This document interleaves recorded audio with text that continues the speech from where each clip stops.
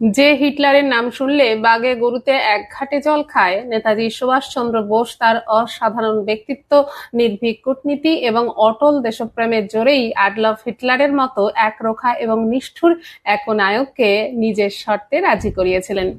হিটলারকে বস বা বশীভূত করার পিছনে নেতাজির কোনো চাটুকারিতা ছিল না, বরং ছিল সমানে সমানে টক্কর দেওয়ার মতো সাহস। যেসব কৌশলে নেতাজি হিটলারকে প্রভাবিত করেছিলেন তা আমরা কিছুটা আপনাদের সামনে তুলে ধরব।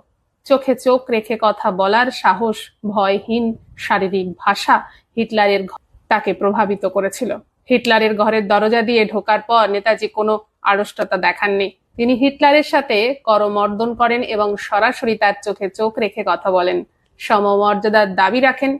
নেতাজি নিজেকে জার্মানির কোনো অধীনস্থ বা অনুগ্রাহক ভাবেননি। তিনি নিজেকে একটি স্বাধীন দেশের প্রতিনিধি হিসেবে উপস্থাপন করেছিলেন। হিটলারের ভুল ধরিয়ে দেওয়া মেইন ক্যাম্প নিয়ে প্রতিবাদ করেছিলেন।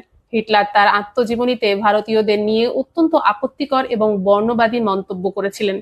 নেতাজি সরাসরি হিটলারের সামনে সেই প্রসঙ্গ তোলেন এবং বলেন যে এই মন্তব্যগুলো ব্রিটিশদের সুবিধা করে দিচ্ছে।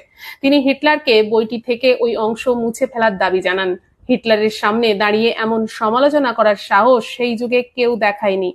নেতাজি হিটলারের চাল ধরে ফেলেছিলেন। হিটলার নিয়ে এক বিতর্ক বহুল প্রচলিত। ঐতিহাসিক ঘটনা অনুযায়ী হিটলারের সাথে দেখা করার সময় তার কয়েকজন বডি ডাবল বা হুবহু দেখতে নকল মানুষ নেতাজির সামনে আসেন।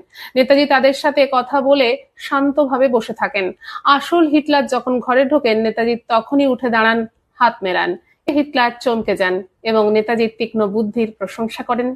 রাজনৈতিক এবং সামরিক দূরদর্শিতাপূর্ণ কূটনীতি তিনি প্রয়োগ করেছিলেন। নেতাজি হিটলারকে বোঝাতে পেরেছিলেন যে ব্রিটিশ সাম্রাজ্যকে ধ্বংস করতে হলে ভারতের স্বাধীনতা অত্যন্ত জরুরি।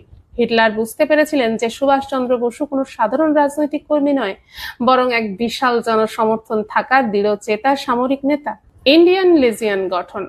জার্মানিতে বন্দী ভারতীয় সেনাদের নিয়ে নেতাজি যখন ইন্ডিয়ান লেজিয়ন গড়ে তোলেন, তখন হিটলারের সেনারাও নেতাজির সাংগঠনিক দক্ষতা দেখে মুগ্ধ হয়েছিলেন। হিটলারের সঙ্গে নিজের সুবিধা আদায় সাবমেরিনের ব্যবস্থাও তিনি করেছিলেন। নেতাজি যখন বুঝতে পারেন যে জার্মানির চেয়ে জাপান ভারতকে বেশি সাহায্য করতে পারবে, তখন তিনি জার্মানি ছাড়ার সিদ্ধান্ত নেন।